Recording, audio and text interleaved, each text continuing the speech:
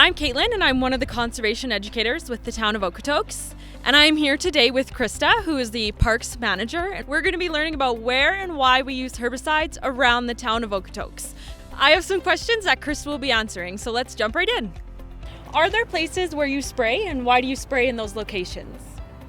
So Parks does use herbicide as one of many tools in our integrated pest management plan toolbox.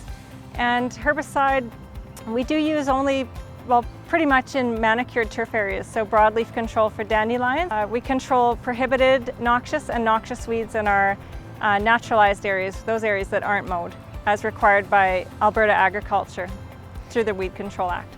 So do you spray around playgrounds? Playgrounds are not treated around, so we have about a 15-meter or 50-foot buffer zone around playgrounds where we don't treat. And what are the noxious and prohibited noxious weeds regulated to control? So there's quite a list of them in the Weed Control Act regulation if anyone's interested in reading that in depth. However, some of the common ones that you'll see in Okotoks are Canada thistle, toad flax. In people's yards they might have oxeye daisy as a common one, or baby's breath, and not even realize. They might be growing it intentionally and not realize, but those are some of the noxious weeds. Yellow clematis is another one. So yeah, there's plenty. Creeping bellflower I was talking to a lady about yesterday.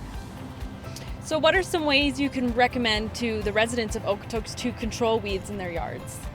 So number one, I would say just be really cautious of what you plant. If a friend or neighbor is giving you plants because they have too many, that's a red flag that they're probably dealing with an invasive species, and it's very likely a noxious weed or a prohibited noxious weed even.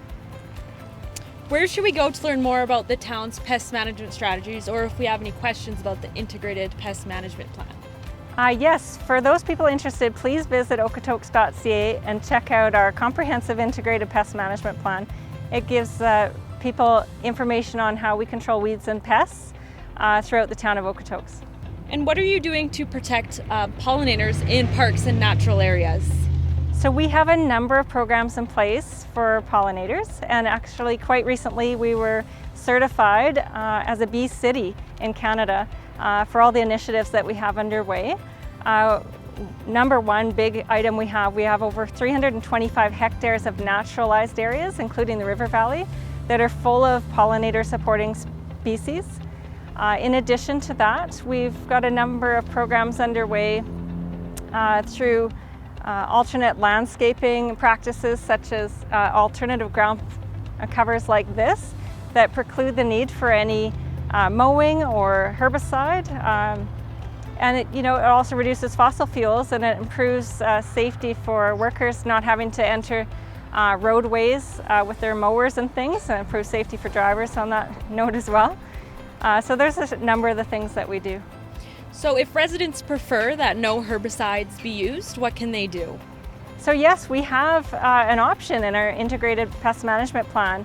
If a community wants to see no herbicide use, please contact us. We want to work with you, and we can start in your park and we can grow it from there. So give me a call. Awesome, thank you so much. Thank you.